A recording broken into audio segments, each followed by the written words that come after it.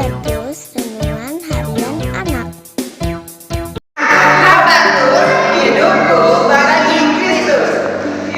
Salam Habatus anak-anak, hidupku bagi Kristus. Mari kita berdoa. Kami bersyukur saatnya belajar firman Tuhan.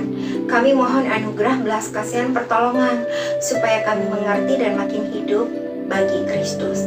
Ampunilah dosa-dosa kami Bapa. Dalam nama Tuhan Yesus kami berdoa bersyukur. Amin. Nah anak-anak, Ayub adalah orang yang menyembah Allah yang benar, yaitu Allah Abraham, Ishak, dan Yakub. Ayub adalah seorang yang benar dan saleh di hadapan Allah. Ayub adalah orang jujur dan dia hidup takut akan Allah dan menjauhi dosa.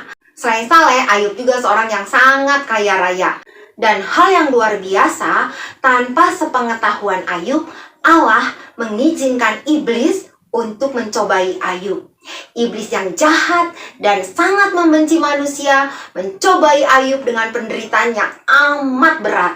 Semua harta kekayaan Ayub hilang seketika. Kematian anak-anaknya yang mendadak, semua terjadi di hari yang sama. Belum lagi Ayub mendapat sakit kulit yang sangat parah. Ini semua adalah penderitaan yang sangat berat bagi siapapun. Dan hari ini kita masih belajar tentang Ayub dan penderitaannya. Anak-anak, Ayub mempunyai sahabat-sahabat yang awalnya ikut perhatian dengan penderitaan Ayub. Tapi kemudian sahabat-sahabatnya mulai mempersalahkan Ayub. Elifas, Bildad, dan Sofar beranggapan Ayub menderita karena dosa-dosanya. Bagi mereka dan banyak orang pada waktu itu, Allah tidak mungkin mengizinkan orang benar menderita. Tapi Ayub merasa bahwa dirinya benar. Bukan berarti Ayub tidak berdosa. Dan dalam hati yang penuh kepahitan, kepedihan, kekecewaan, dan kebingungan, timbul pertanyaan yang begitu banyak dalam diri Ayub. Ini disebabkan Ayub merasa kehidupannya terlalu menderita. Sudah tidak tahan lagi. Nah, kisah ini dicatat di dalam Ayub 14 ayat 1 sampai 22. Tetapi Ayub orang yang percaya Allah. Ayub tahu Tuhan punya kuasa penuh atas hidupnya. Dan penderitaan yang dialaminya ada dalam kuasa kedaulatan Allah. Itu sebabnya Ayub datang kembali kepada Allah. Ayub berdoa. Yuk kita baca sama-sama ayat 13.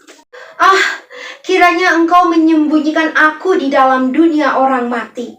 Melindungi aku sampai murka-Mu surut dan menetapkan waktu bagiku.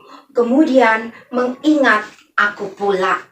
Anak-anak, Ayub berpikir bahwa musibah yang dialaminya merupakan kemarahan Tuhan terhadapnya. Tetapi Ayub keliru. Tentu saja Ayub ingin mendapatkan semua pertanyaan-pertanyaan yang timbul akibat penderitaan yang dialaminya. Tetapi Ayub tidak boleh mereka-reka atau menebak-nebak jawaban yang hanya sesuai jalan pikirannya sendiri. Karena kata Alkitab, semua pikiran manusia terbatas, tetapi pikiran Allah tidak terbatas. Nah anak-anak, mari kita tidak sembarang berpikir ketika menghadapi penderitaan. Melalui kisah Ayub, firman mengingatkan kamu dan saya, penderitaan bisa Tuhan pakai sebagai bagian rencana Allah yang tidak kita mengerti. Tetapi hal utama yang paling penting adalah iman. Iman percaya yang Tuhan anugerahkan. Iman kepada Tuhan Yesus Kristus yang mati tersalib. Karena kasih-Nya yang besar menggantikan hukuman dosa kamu dan saya, bangkit hari ketiga, hidup menang selama-lamanya. Supaya setiap orang yang percaya hidupnya baru, dipimpin Roh Kudus yang sanggup menolong kita ketika menghadapi penderitaan. Sakit penyakit, kemiskinan, kejahatan manusia, masalah apapun itu.